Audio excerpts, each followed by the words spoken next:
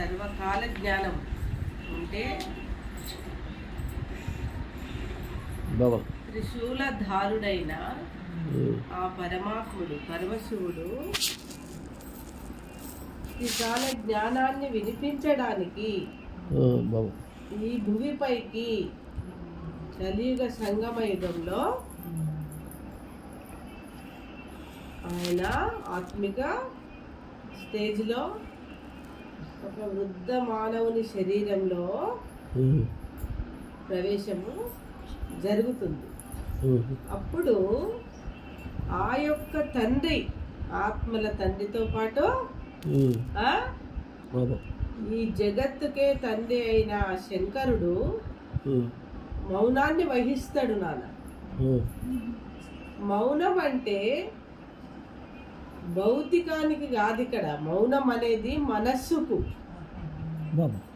మనస్సుతోటి మౌనాన్ని వహించినప్పుడు, అంటే మనస్సుకు ఆలోచనలను ఎప్పుడైతే తగ్గిస్తామో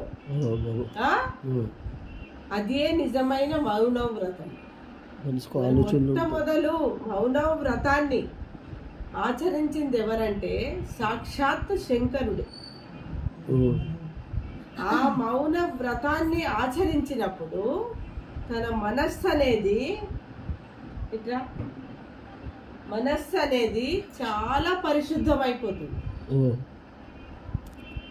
మనస్సు అనేది పరమశివుడి యొక్క మనస్సు ఏమైపోతుంది?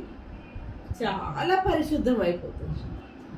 పరిశుద్ధం అయిపోయినప్పుడు ఆత్మిక జ్ఞానాన్ని పొందే అవకాశం అనేది మొట్టమొదలు శంకరునికే లభిస్తుంది.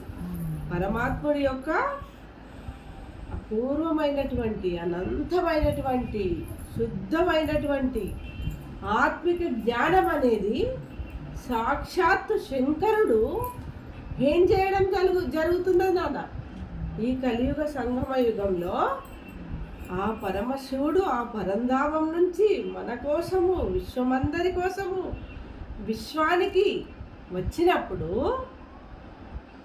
ఈ యొక్క సృష్టి గుర్తించదు తను. ఎందుకంటే మురికి అనే ప్రపంచంలో, అందుకే శంకరుని ఏమంటారు నాన్న, ఎక్కడ కూర్చొని ఆయన ధ్యానం చేస్తుండని చెప్తారు? శ్మశాన వాటిక అంటారు. మరి శ్మశానం అంటేనే అందరూ భయపడతారు.